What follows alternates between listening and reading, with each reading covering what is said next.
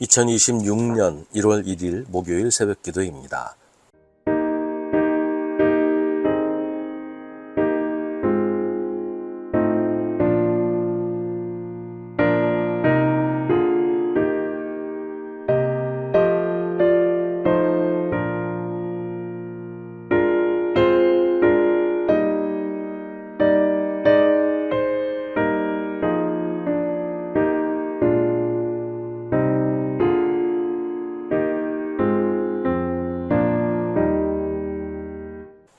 고린도전서 9장 1절부터 18절입니다. 내가 자유인이 아닙니까? 내가 사도가 아닙니까? 내가 우리 주 예수를 뵙지 못하였습니까? 여러분은 주님 안에서 내가 이래서 얻은 열매가 아닙니까? 다른 사람들에게는 내가 사도가 아닐지 몰라도 여러분에게는 사도입니다. 여러분은 주님 안에서 나의 사도직을 보증하는 표입니다. 나를 비판하는 사람들에게 이렇게 답변합니다. 우리에게는 먹고 마실 권리가 없습니까? 우리에게는 다른 사도들이나 주님의 동생들이나 게바처럼 믿는 자매인 아내를 데리고 다닐 권리가 없단 말입니까? 나와 바나바에게만은 노동하지 않을 권리가 없단 말입니까? 자기 비용으로 군에 복무하는 사람이 어디에 있습니까? 포도원을 만들고 그 열매를 따먹지 않는 사람이 어디에 있습니까? 양떼를 치고 그 젖을 짜먹지 않는 사람이 어디에 있습니까? 내가 사람의 관례에만 의거하여 이런 말을 하는 줄 아십니까? 율법에도 이런 말이 있지 않습니까? 모세의 율법에 기록하기를 타자기를 하는 소에게 망을 씌우지 말아라 하였습니다. 하나님께서 소를 걱정하신 것입니까? 그렇지 않으면 우리 모두를 위하여 말씀하신 것입니까? 그것은 우리를 위하여 하신 말씀입니다. 밭을 가는 사람은 마땅히 희망을 가지고서 밭을 갈고 타작을 하는 사람은 한 몫을 얻으리라는 희망을 가지고 그 일을 합니다. 우리가 여러분에게 영적인 것으로 씨를 뿌렸으면 여러분에게서 물질적인 것으로 거둔다고 해서 그것이 지나친 일이겠습니까? 다른 사람들이 여러분에게 이런 권리를 가졌다면 하물며 우리는 더욱 그러하지 않겠습니까? 그러나 우리는 이런 권리를 쓰지 않았습니다. 우리는 그리스도의 복음을 전하는 일에 지장을 주지 않도록 모든 일을 참습니다. 성전에서 일하는 사람은 성전에서 나는 것을 먹고 제단을 맡아보는 사람은 제단 제물을 나누어 가진다는 것을 여러분은 알지 못합니까? 이와 같이 주님께서도 복음을 전하는 사람들에게는 복음을 전하는 일로 살아가라고 지시하셨습니다. 그러나 나는 이런 권리를 조금도 행사하지 아니하였습니다. 또 나에게 그렇게 하여 달라고 이 말을 쓰는 것도 아닙니다.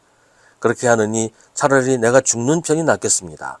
아무도 나의 이 자랑거리를 헛되게 하지 못할 것입니다. 내가 복음을 전할지라도 그것이 나에게 자랑거리가 될 수 없습니다. 나는 어쩔 수 없이 그것을 해야만 합니다. 내가 복음을 전하지 않으면 나에게 화가 미칠 것입니다. 내가 자진해서 이 일을 하면 삭슬 받을 것입니다. 그러나 내가 마지못해서 하면 직무를 따라 한 것입니다. 그리하면 내가 받을 삭은 무엇이겠습니까? 그것은 내가 복음을 전할 때 값없이 전하고 복음을 전하는 데 따르는 나의 권리를 이용하지 않는다는 그 사실입니다. 아멘. 고린도 교회는 바울이 개척하고 목회했던 교회입니다. 바울이 고린도에 1년 반 머물면서 스스로 일을 해서 모든 비용을 충당하면서 교회를 세우고 성도들을 돌보았습니다. 교회가 세워진 이후에도 바울은 교회에서 사례를 받지 않았어요. 오직 교회에 대한 열심과 교인들에 대한 사랑만으로 목회를 했습니다. 그러다가 바울이 다른 곳에서도 전도하기 위해서 고린도를 떠난 후에 고린도에 거짓 교사들이 들어왔습니다.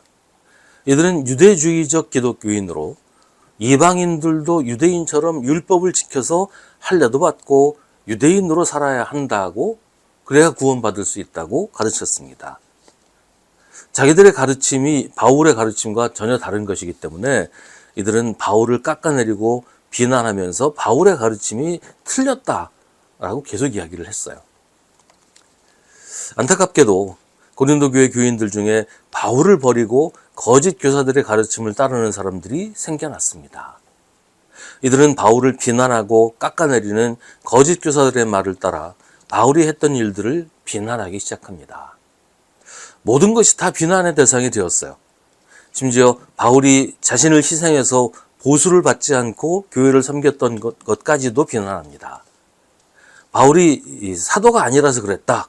바울이 제대로 일하지 못해서 보수를 받을 자격이 없었다. 뭐 이런 식으로 바울을 깎아내린 거예요. 관계가 좋을 때는 모든 일이 칭찬의 대상이 되고 존경의 제목이 됩니다. 그러나 관계가 나빠지면 조금 전까지 칭찬했고 존경한다고 했던 그 일들이 비난의 대상이 되어버려요. 잘한다고 했던 일들을 꼬투리 잡아서 공격합니다. 지금 바울이 그런 상황이 됐어요. 바울의 사도성도 부정됐습니다. 그래서 바울은 말합니다. 다른 사람들에게는 내가 사도가 아닐지 몰라도 여러분에게는 사도입니다. 여러분은 주님 안에서 나의 사도직을 보증하는 표입니다. 내가 전도했고 내가 목회해서 세운 믿음의 열매들이기 때문이에요. 바울은 자기가 희생해서 보수를 받지 않고 일한 것이 비난받는 것 때문에 마음이 상했습니다. 바울은 자기가 자격이 없어서 보수를 받지 않은 것이 아니라 오직 복음을 전하려는 마음 하나로 그렇게 했다고 합니다.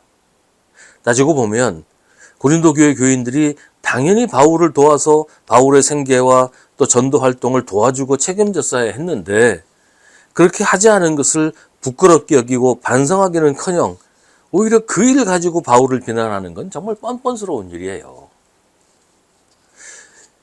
호의가 계속되면 권리인 줄 안다는 말이 있습니다. 정말 그런 사람들 많이 있는 것 같아요. 잘해주면 고맙게 여기지를 않고 더 잘해주기만 바라고 또 자기가 원하는 만큼 해주지 않으면 그동안 받은 것도 다 잊어버리고 왜 나한테 이렇게 섭섭해하게 대하느냐, 왜 나한테 이렇게 잘 못해주느냐 이렇게 한단 말이죠. 호의를 권리라고 생각해서 그래요. 그런데 이건 바울에 대한 고린도 교회 교인들만의 태도가 아니에요. 하나님께 대한 우리의 태도 역시 이와 다르지 않습니다. 우리는 하나님이 우리에게 베푸신 은혜를 당연하게 생각하지 않습니까? 하나님이니까 당연히 나한테 그렇게 해주셔야 한다고 생각하지 않습니까?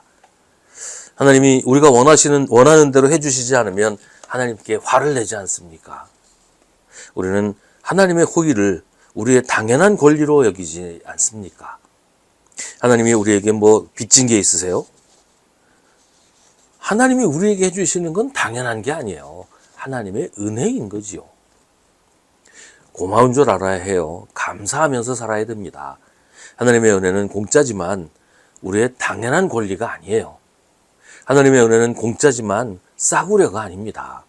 너무나 귀해서 값을 매길 수 없기 때문에 공짜인 것이지 뭐 아무나 줄 수 있고 아무 데서나 얻을 수 있고 아무나 받을 수 있는 그런 싸구려가 아니란 말이에요. 하나님께 감사합시다. 고마운 줄 알아야 됩니다. 감사하는 사람이 하나님을 믿는 사람입니다.